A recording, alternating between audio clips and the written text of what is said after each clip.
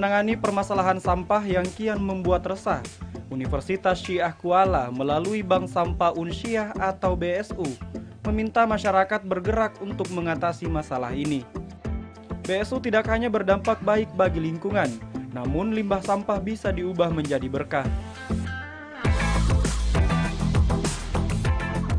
11 jenis sampah dapat dibawa ke BSU, mulai dari limbah rumah tangga, plastik, kertas, besi tua, wadah plastik, hingga beberapa jenis sampah lainnya.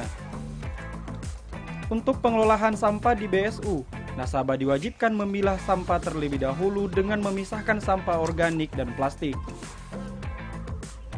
Selanjutnya, sampah akan ditimbang sesuai dengan jenisnya, dan uang dapat dicairkan jika telah mencapai nominal Rp50.000. Saat ini BSU sendiri telah memiliki ratusan nasabah aktif dari berbagai kalangan, diantaranya perkantoran, pondok pesantren, hingga mahasiswa. Setiap bulannya, BSU mampu mengelola mencapai 20.000 ton berbagai jenis sampah dari kota Banda Aceh maupun Kabupaten Aceh Besar.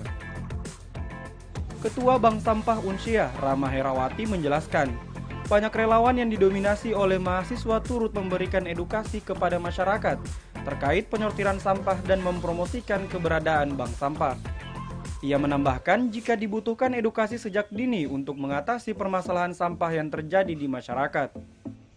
Permasalahan kita sebetulnya di Indonesia itu adalah sampah organik, ya kan? Yang ini sebetulnya tidak jadi masalah.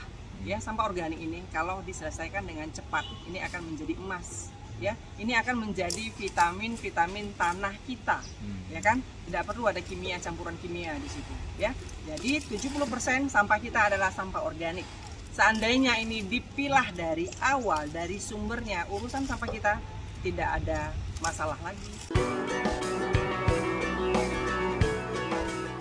Rama juga berharap BSU yang diinisiasi sejak 2019 lalu dapat menjadi cara mengatasi permasalahan sampah, seperti kapasitas sampah yang overload di tempat pembuangan akhir di setiap daerah. Dari Kota Banda Aceh, Provinsi Aceh, Trifani, Kantor Berita Antara, mewartakan.